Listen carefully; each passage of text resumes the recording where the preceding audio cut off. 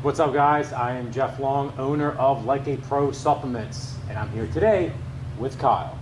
I'm Kyle Stansell, part of IFBB Pro Supplements team. We're going to talk a little bit about the journey of IFBB Pro, and this we were just talking about last night. March of this year is 8 years officially for IFBB Pro. Did you ever, when you started this, did you envision you'd be working on a brand this long, or what was kind of your goal with this? In the beginning, it's like I had my first product, and the goal was to obviously sell that. You know, I had the fear of like, what if it doesn't sell? Because weren't you doing it like out of your apartment or something? When I first launched the brand, we were in an apartment. We didn't have any kids at that time. Life was a little bit easier. Started the brand.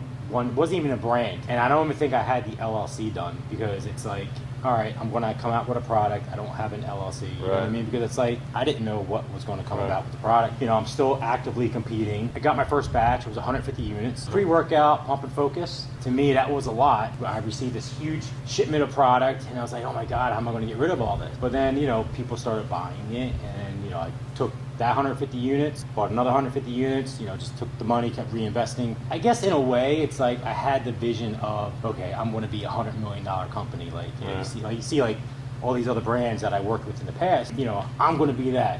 But then it's like, then you come back down to reality. I'm in my apartment, I'm selling a product. It's like, okay, we'll see what happens. You know, fast forward, and I'm in my 8th year with the brand, and we've grown substantially every single year. It's just crazy to think where IFBB Pro started with just one product, and now we have, I don't know, 10 plus products. I mean, if you count the flavors, we're like in the 30, 40 SKUs.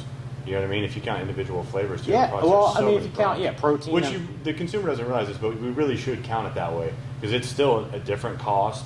You know, people don't realize all that, but this really is a different product, every single flavor. You know, if you add it up, it's probably like 50 SKUs. Oh yeah. What made you start it though? Like, why were you like, okay, I'm not working with brands anymore, I'm going to do my own thing? I wanted something for myself. You know, and at first it was like, all right, you know what, I'm going to buy this product, mix it up, you know, start ordering raws and make my own thing for myself. And then as time went on, it was just like, it's actually really good. Yeah. You know, so I just had the idea of like, you know what, I want to move forward, start my own brand, and you know, see what happens. Yeah, and then your halfway point for the brand, you get hit with COVID. So. Yeah, that was fun. I mean, well, with COVID hit with supplement brands, it's like our business is solely around on people working out. Right. And when all the gyms closed, it's like, holy shit, like, what am I going to do? Yeah. It's like, nobody's going to be buying pre-workouts, nobody's going to buy products, because all the gyms are closed. Right. I mean, 8 years, I don't know what the percentage is for businesses, but isn't it like, it's like 85% of businesses fail within like the first 24 months. Yeah. And then I think the next like really big tier is 5 years.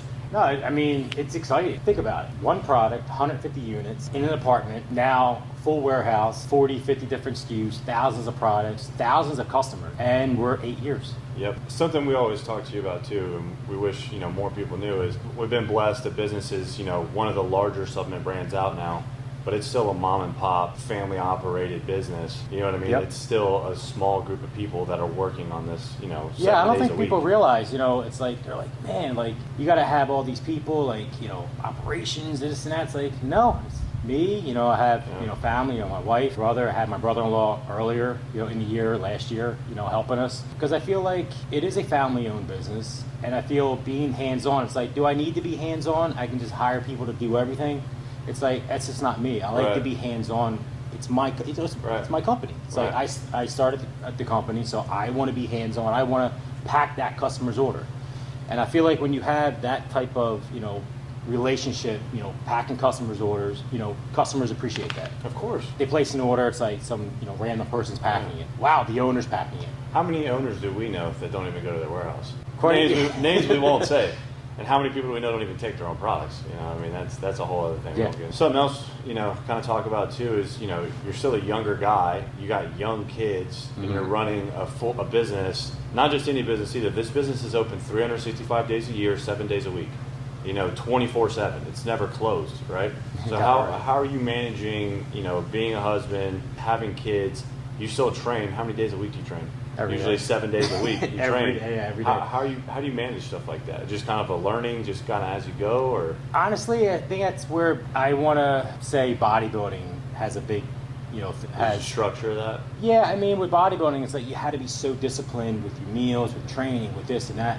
You know, everything had to be on a schedule. So it's like transitioning from a bodybuilder to family man, business owner. it's like I kind of took the structure I had with bodybuilding and just implemented into, you know, running the company. You know, obviously it's a little bit different than with kids and being a husband. You know, like when Jackson was first born, I was going to walk away from bodybuilding in 2016. That's when I first launched the brand, one product. And they were like, how did you manage, well, I didn't have the newborn, my wife had the newborn. But I mean, I was still up every night. We were averaging like maybe an hour, 2 hours of sleep when he was first born. Just launched the brand, so it's brand new. So, you know, trying to get the brand out there, promote it. 250, 60 pound plus back then too, aren't you? I mean, you were. Yeah, I was like 250 pounds. Yeah. But then I decided in the middle of all of that to do a show. Still wake up, do fasted cardio, train midday. Right. Then go back at night, do a second session of cardio on 1 to 2 hours of sleep for 10 straight weeks. And people ask me like, how did you do that? I'm like, I didn't think about it. Right. Because I know what I have to do, so I just don't think about it. Right. Same thing with this, like with having kids and the sports, taking them to school, working out, still eating healthy, still training. It's like I don't think about it. It's like I just do it. Right. You don't even let that like inner voice even get into you. No, because it's like if it does, maybe it'll come later on and just hit me all at once. That I've just been boggling everything up in there. Right. It's just I don't think about it. I just do it. It's like I know the responsibilities that I have, and I just do what needs to be done. Well, I can attest. I've known you for almost 7 years now. I've never been around you when you haven't trained. I've never seen you have a cheat meal. I've never been around you when you don't take Lycopro subs either. It's crazy. Well, you have a little bit of the opposite of a lifestyle than you used to as a bodybuilder. Yeah, I mean, now you fast so much now and stuff. Yeah, like these days it's completely different than what I was doing. 8 years ago as a bodybuilder. I mean, I wake up, I train fasted. Like today, I came here, I train fasted. Right. It's just my lifestyle now. Right. And I enjoy it. But like I said, I just do it. I don't think about it. What was it? Last year when I came down, I trained twice in one day. Right. And I didn't eat for like 24 hours. Right. How do you do that? I didn't think about it. Right. It's like I had things to do. Right. I had to work out, how to do this, how to do that. I didn't think about it. If you let things get to you, if you think about it, and that's where it'll stop most people. All right, so first 8 years, got down, you started from 1 SKU to probably over 50 now, done health products, changed, basically, in my opinion, we've kind of leveled up the fat burner game, all this kind of stuff. What do you think the next 8 years, what are you looking to do? I can attest to being part of the brand is customer service. I'm not going to say our numbers online, but retention-wise, we're up there with as good as it gets for retention as a business, which speaks to not just the quality of the products, obviously, they have to be good and they have to work, but customer service. Yep. Making sure the cost of products doesn't go on the customer. If the protein goes up, you try your best to take it off the customer so they don't have to eat the cost. Yep. We're constantly trying to make sure the customer is able to afford, premium products. What do you think your plan is for the next 8 years? Kind of just stick with that, or do you want to get into like a whole different niche of products? I haven't looked 8 years from now because we just got to the 8th year mark for the brand. But, in terms of, the future, the saying is, if it's not broken, don't change it. Right. So it's like the way we've been doing things since day one, I think, is the right way, which is why we had so much success. But of course, I always want to evolve the brand and products and things like that, which is why I'm always changing things. Right. I'm always coming up with new flavors, new formulas. And I think it's because I'm always on the prowl of, okay, what's new? What can I change? How can I make my products better?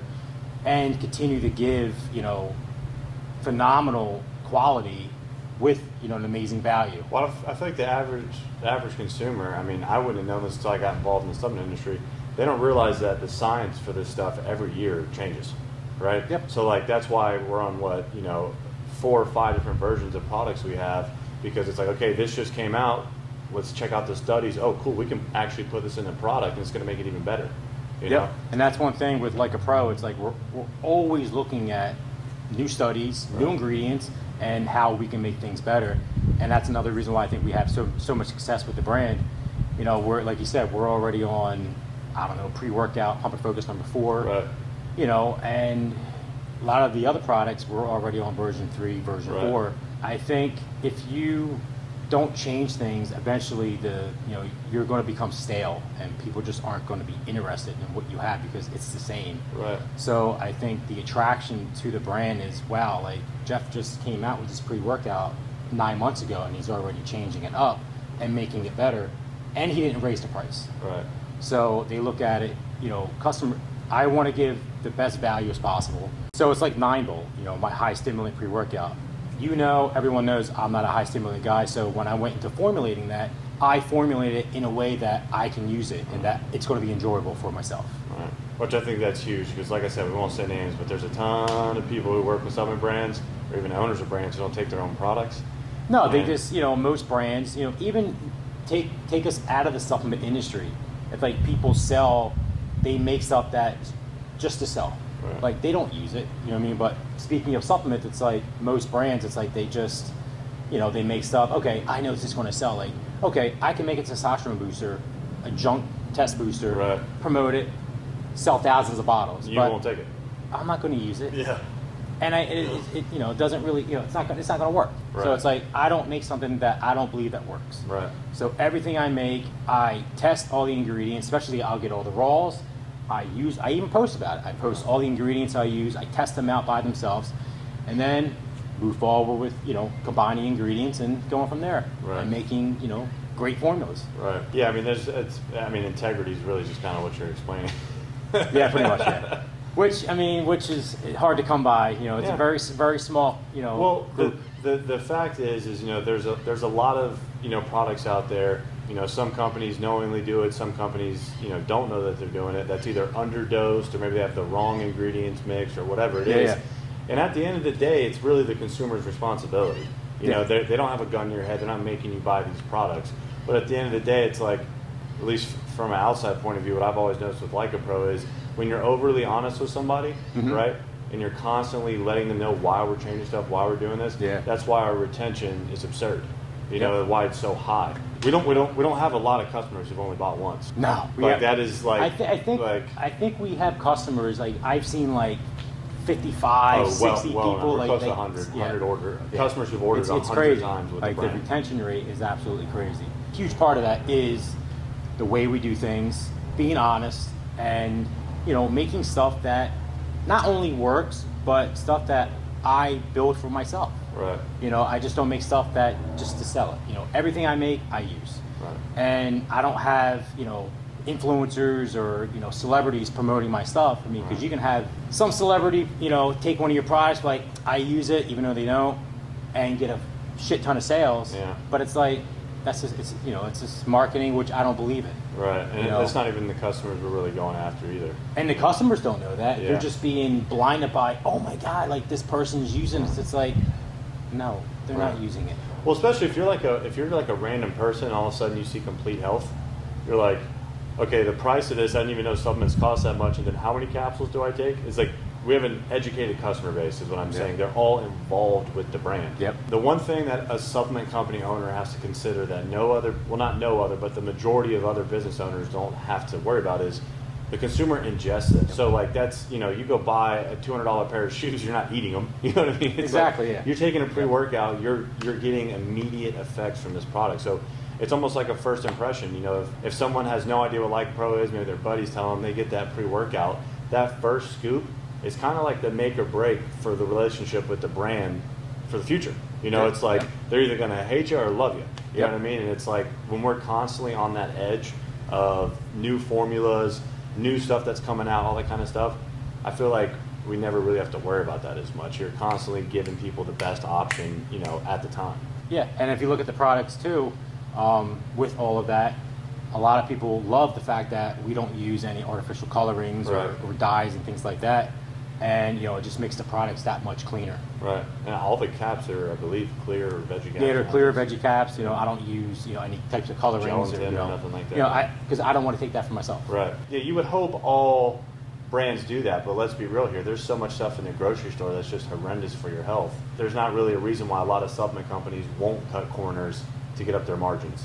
Whereas like, I kind of said earlier, people don't realize this, but we'll have, and I don't even know what other industry this happens to, you'll have a 30% price increase on some type of raw material for a product, and we never take it out on the customer. Nope. If you create a new product that's more expensive to make, it's like, yeah, guys, we have to increase this a couple bucks, of course, right? Yeah. But we've never been like, hey guys, my protein costs me more this much, so I'm going to increase it by 50% or something like that. We've never taken it out. And in fact, you've done the opposite. No. That protein sale that we did a few years ago? Yeah, I mean, it was like the lowest, $29 for protein or $25 for protein. And that's before shipping costs, shipping material costs, all this. Well, it's because I was also in the midst of COVID, Yeah. and people weren't working, people didn't have as much money, but they still wanted to support the brand. So it's like, all right, you know what? If I'm going to break even, take a loss, to keep my customers happy, and support them like they've been supporting me since day one, it's like, you know what? We'll do that.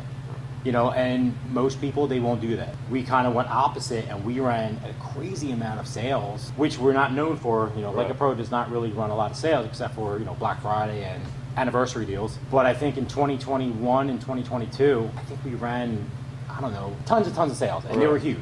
And they appreciate it, you know what I mean? And I made plenty of posts about, this is what it's costing me, and this is what I'm selling it for. It's like, I just want to have you guys continue supporting the brand, even if we're breaking even or losing money. Right. We'll make it up in the future. Right. And that's the whole thing about being a business owner. It's like, if you have a strategic plan, it's like, all right, we're going to do this, but we'll figure out in the future how to make this up. Make it back. Yeah. Right. And I think that's where a lot of business owners, they can't grasp that concept. It's like, well, if we lose money, it's like, are we going to get it back?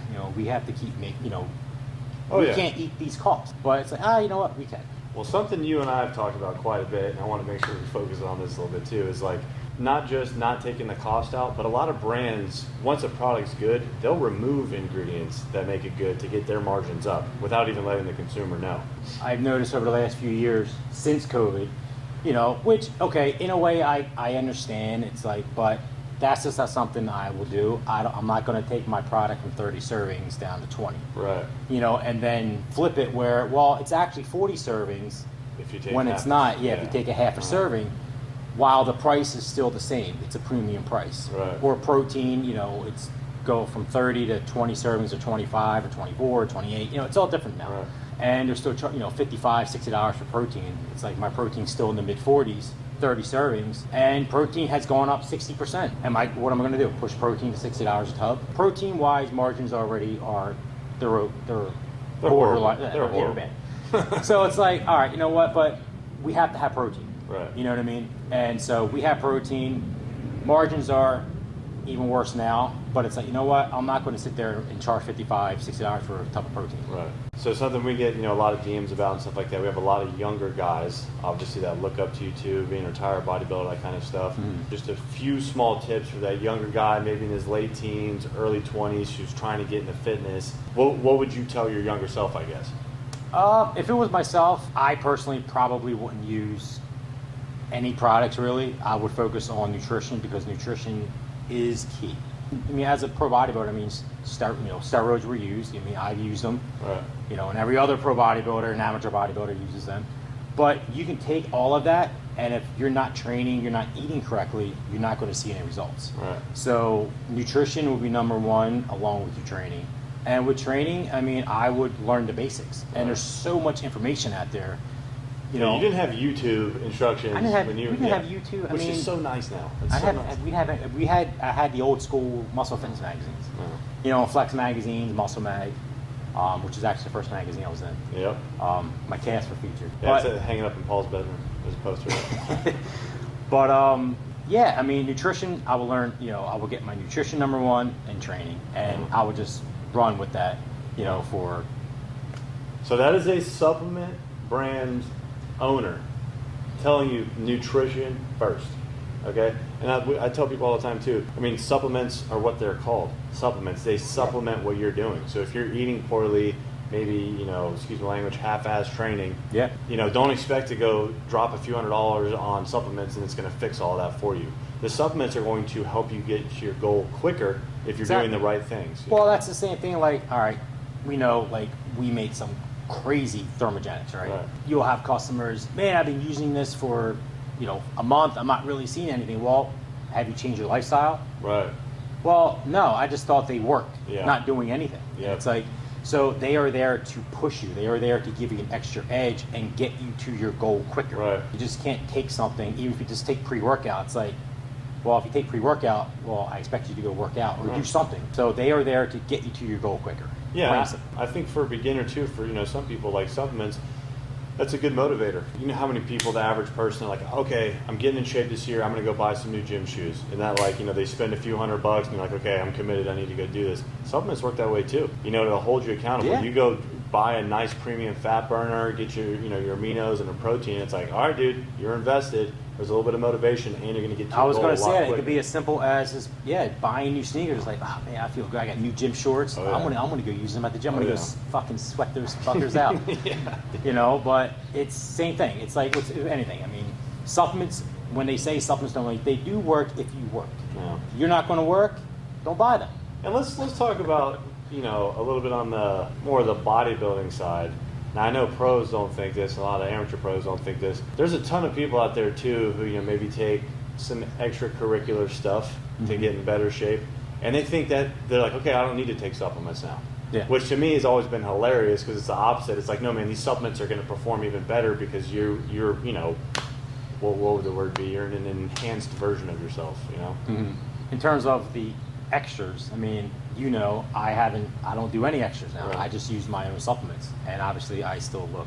You know, Yeah, you're in great shape. Always, you're around. I'm in okay shape. No.